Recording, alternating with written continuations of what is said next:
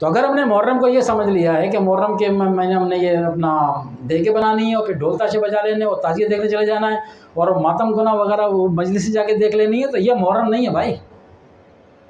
محرم کا تو مقصد ہی فوت کر دیا ہم نے۔ محرم کا مہینہ، محرم کا دن تو عظیم قربانی کا دن ہے۔ سارا آپ نے سنیا، اس فقیر نے جو آپ کو سنایا بہت سنبھل کے سنایا ہے تمہیں، لیکن دکھ اور تکلیف یہ ہوتی ہے کہ پھر انہوں نے، وہ کوفی تھے نا، وہ کوفی تھے، انہوں نے سر کاٹے، نیزے مارے، لاشوں پر گھوڑے دوڑائے، وہ کوفی تھے نا، دفع کرے ان کو۔ ہم کون ہیں؟ وہ یزیدی تھے، وہ یزیدی تھے، ہم حسینی ہیں نا۔ ایمان سے بتاؤ، یزیدیوں نے امام علی مقام کا حکم نہیں مانا، تو امام علی مقام کا حکم تو حسینی مانے گا نا۔ اب جب حسینی بھی کہہ کے آپ کے نام کا کھا تو سکتا ہوں، مگر آپ کا کہا ہوا جو عمل ہے نا، جو حکم ہے، وہ نہیں اٹھا سکتا۔ میں جھوٹ کے خلاف کھڑا نہیں ہو سکتا، میں حق بات نہیں کر سکتا، میں آقا علیہ الصلوۃ والسلام کی شریعت کو اپنے زمانہ تو باہر کی بات گئی، میں اپنے اوپر اپنے گھر پہ نافذ میں نہیں کر سکتا۔ گھر والے زور ہیں جی، نہیں کرتے پردہ۔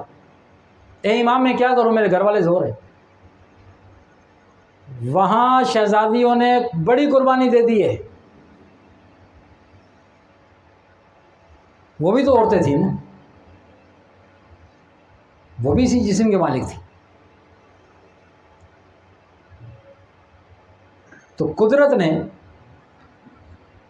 پروردگار عالم نے، یہ رسول اللہ کا صدقہ ہے، یہ رسول اللہ کا صدقہ ہے، یہ اماموں کا صدقہ ہے، اہل بیت اطہار کا صدقہ ہے کہ پردے انہوں نے کیے، مزے ہم اٹھا رہے ہیں۔ مزے کون سے؟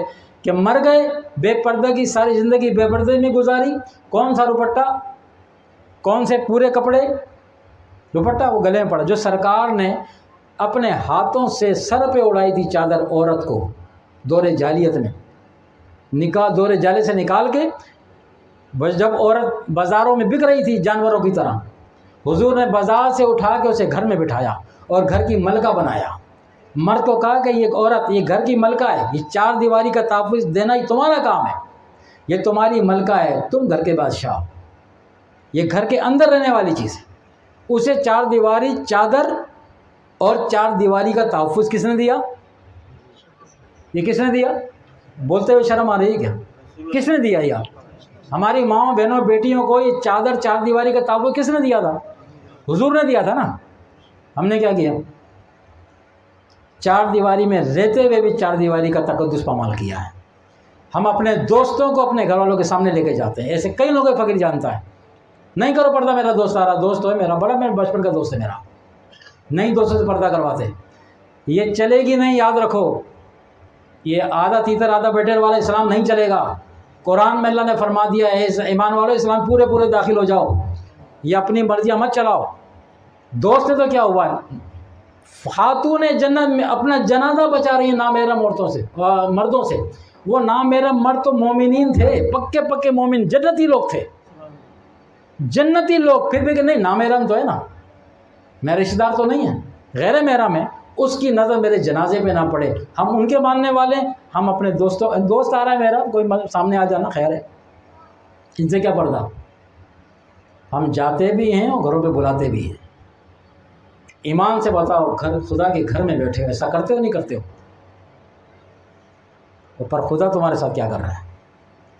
ہم نے خود پردے اتروائے، کچھ خواتین نے خود اتار دیے اور کچھ مردوں نے خود اتروا دیے کہ گھر کی چار دیواری ہونے کے باوجود پردہ اڑ گیا، اور کچھ نے گھر سے چار دیے باہر نکل کے اتار دیا، دونوں صورتیں پردے ختم ہو گئے۔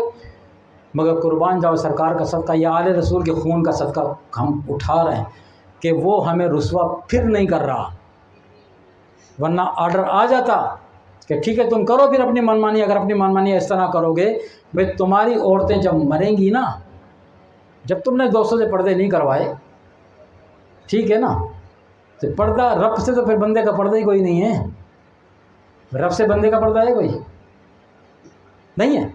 لیکن وہ حیا کیسی حیا ہے، وہ دیکھو، وہ پھر بھی شرم رکھ رہا ہے اس بے پردہ عورت کا جب جنازہ تیار ہوتا ہے تو مرد کے 3 چادریں، اس کی 5 چادریں، اس کو 2 چادریں اور